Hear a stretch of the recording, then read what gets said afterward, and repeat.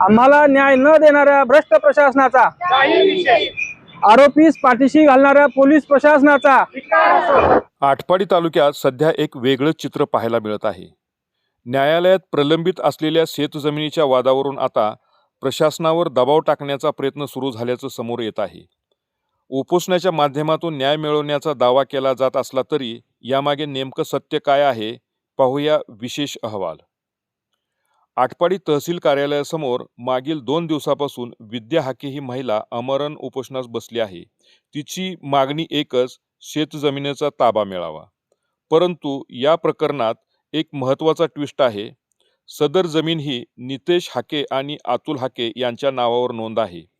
उपोषण करणारी विद्या हाके ही अतुल हाके यांची पत्नी असली तरी तिच्या नावावर कोणतीही मालमत्ता नाही। हा एक मोठा कायदेशीर मुद्दा समोर येत आहे। तुम्ही स्वतः उपोषणाला बसलाय का? मी अर्जदार होतो, उपोषण करते, विद्या नितेश हाके आहेत हे मी त्यात नमूद केलेलं आहे। तुम्ही स्वतः करताय का? नाही। मग प्रश्न उभा राहतो, जर संबंधित व्यक्ती स्वतः उपोषण करत नसतील तर एका महिलेच्या माध्यमातून सहानुभूती मिळवण्याचा प्रयत्न केला जातोय का? याच दरम्यान पोलीस प्रशासनाने स्पष्टपणे सांगितलं आहे की हा वाद दिवाणी स्वरूपाचा असून न्यायालयातच यावर तोडगा काढला जाऊ शकतो। कायदेशीर मार्ग खुले असताना देखील उपोषणाचा मार्ग का? आज उपोषणाचा दुसरा दिवस आहे। काल पहिला दिवस होता। त्या कालच्या पहिल्या दिवसात तहसीलदार शीतल बंडगर यांनी आम्हाला लेखी पत्र पाठवलं होतं की आम्ही तुमच्या उपोषणाची दखल घेतलेली आहे आणि आरोपीवरती कायदेशीर कारवाई जी काही चालू आहे ते आम्ही चालू केलेली आहे। तर त्या संदर्भात ते म्हणते की उपोषण स्थगित करा, आम्ही चालू केले कारवाई। तर त्या संदर्भात आम्ही स्पष्ट सांगितलं की तुमची कारवाई होऊ द्या, आमच्याकडे लेखी येऊ द्या, त्याच्यानंतर आम्ही उपोषण स्थगित करू।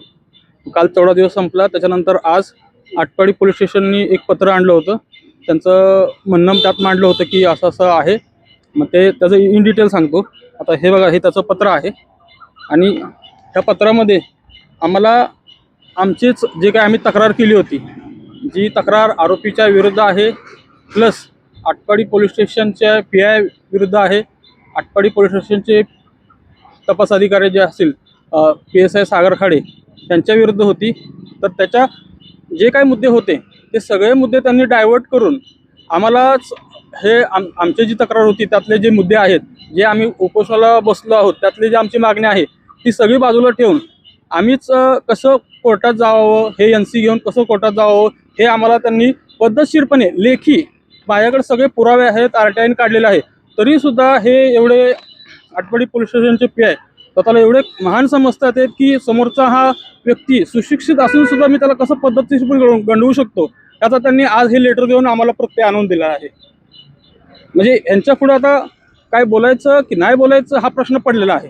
म्हणजे संपूर्ण जनता यांच्यासाठी मूर्ख आहे। तुम्ही फक्त जो कोणी पैसे देईल, जो कोणी त्यांना खुश ठेवेल, त्यांच्या बाजूने हे काहीही करायला तयार आहेत। त्यासाठी समोरचा जी न्यायिक बाजू आहे त्याचा मुर्दा पडला तरी ह्यांच्यावर काही फरक पडत नाही। अतिशय हे निर्दयी मनाचे आरोपी तर आहेच, पण हे आटपाडी पोलीस स्टेशनचे PI अतिशय निर्दयी मनाचे आहेत। त्यांना वस्तुस्थिती माहीत आहे, खरं कोण आहे खोटं कोण आहे, तरीसुद्धा जाणीवपूर्वक अजूनसुद्धा आरोपीला वाचवण्यासाठी हे खोटं लेटर देऊन आम्हाला उपोषणापासून परावृत्त करतायत। त्याची कुणी सर्व मीडियाने याची दखल घ्यावी, ही पूर्ण माहिती प्रसारित करावी। प्रशासनाकडून समज देऊनही न्यायालयाचा दरवाजा ठोठावण्याऐवजी इथं उपोषण करून दबाव निर्माण केला जातोय का, हा मोठा प्रश्न आहे। पोलिसांनी तुम्हाला कोर्टात दाद मागा म्हणून तुम्हाला दिलेलं आहे। कोर्टात दाद मागण्यासाठी काय अडचण आहे? कोर्टात दाद मागण्यासाठी काही अडचण नाही। मला सांगा, जर का एक प्रोसेस आहे, बॉन्ड प्रक्रिया आहे, जेव्हा एखादा व्यक्ती प्रतिबंधक कारवाई, जेव्हा गुंडागर्दी करत असेल त्याच्यावर प्रतिबंधक कारवाई करावी असते। मग प्रतिबंधक कारवाई करायची जबाबदारी कुणाची असते? पोलिसांची असते। पोलिसांनी त्याचा रितसर लेटर तहसीलला पाठवायचं असतं। पोलिसांनी जर का रितसर लेटर पाठवलं तर तहसील कारवाई करू शकतो।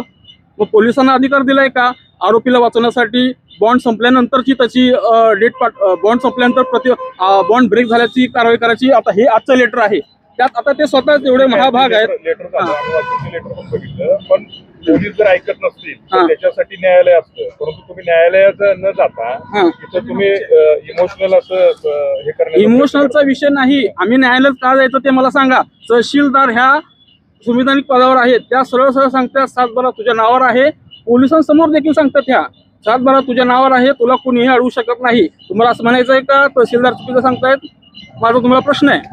मला प्रश्न विचारू नका, तुम्हाला कायदेशीर बाब मी सांगतोय. तुम्ही एक नाही मग मी त्याच्यावर पण उत्तर दिलं की तहसीलदार शीतल स्वतः बनकर मी सांगतात. तुम्हाला कायदेशीर सांगतोय की तुम्ही ते पोलिसांवरती तुम्ही हे करताय, पण पोलीस जे चुकीचं करतायत त्याच्यासाठी पोलीस आता समजा मी चुकीचा माणूस आहे तर माझ्याच बाबतीमध्ये तुम्ही माझ्या पुढे बोलताय, माझ्यावरती कारवाई करणारी जी यंत्रणा आहे त्या यंत्रणेकडे जायला तुम्हाला काय अडचण नाही.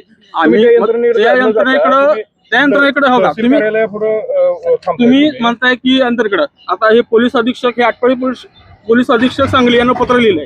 हे कुणाचं आहे? आटपाडी पोलीस स्टेशन आहे की कोणतंही पोलीस चुकीचं काम करत असेल किंवा कोणीही चुकीचं काम करत असेल, पार्लमेंट मध्ये सुद्धा काही प्रश्न उद्भवून झाला तर लोक न्यायालयात जातात. हो तुम्ही न्यायालयाचा जो मार्ग आहे तो सोडून तुम्ही उपोषणाला बसता आणि तुम्ही तर स्वतः तर उपोषणाला बसला नाही. आणि दुसरी गोष्ट एक महिलाला तुम्ही उपोषणाला बसवलंय.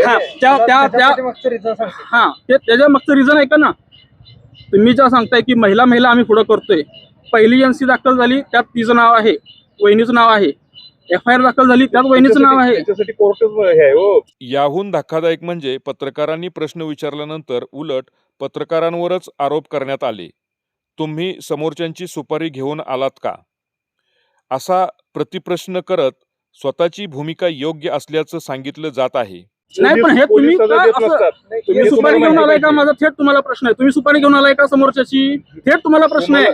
तुम्ही सुपारी घेऊन आलाय का? कारण की माझ्याकडे मी सुपारी घेतली नाही घेतली ते माझं मी ठरवतो. 2 मिनिटं कट करा. होतात पोलिसांना सजा देण्याचा कुठलाही अधिकार नाही. आम्ही मागितलं का पोलिसांना सजा द्या? आम्ही म्हणतोय की आरोपींनी जे गुन्हे केले आहेत त्याचं रिसर्च लेटर तहसीलला पोहोचावं, हे माझी मागणी आहे. ते तुम्ही नीट वाचवा. ह्यांनी पोहोचवलंच नाही, ह्यांची गाडी जाळल्या. तुम्ही नाही पोहोचवलं तर दाद कोणाकडे मागणार? इथं बसून तुम्ही उपोषण करून दाद कशी तुम्हाला? लोकशाही मार्गाने आंदोलन करणं चुकीचं असं तुम्हाला म्हणायचं आहे का? तुम्ही आंदोलन करा. मग आम्ही तुम्हाला आंदोलन करू नका म्हणत नाही. आम्ही अप्रोच का होत नाही हे माझा प्रश्न आहे. बाकी संबंध नाही. कोर्टात मी का जाऊ सांगा ना मला तुम्ही. माझा 7-12 क्लिअर आहे. तुम्ही जे बोलताय ते तुमचं आहे असं दिसेल. तुम्हाला जे बोलायचं आहे मी बोलतोय ना, संपला विषय. आता आम्ही सुपारी घेतली नाही घेतली ते आता चौकशीसाठी तुम्ही एक अर्ज द्या.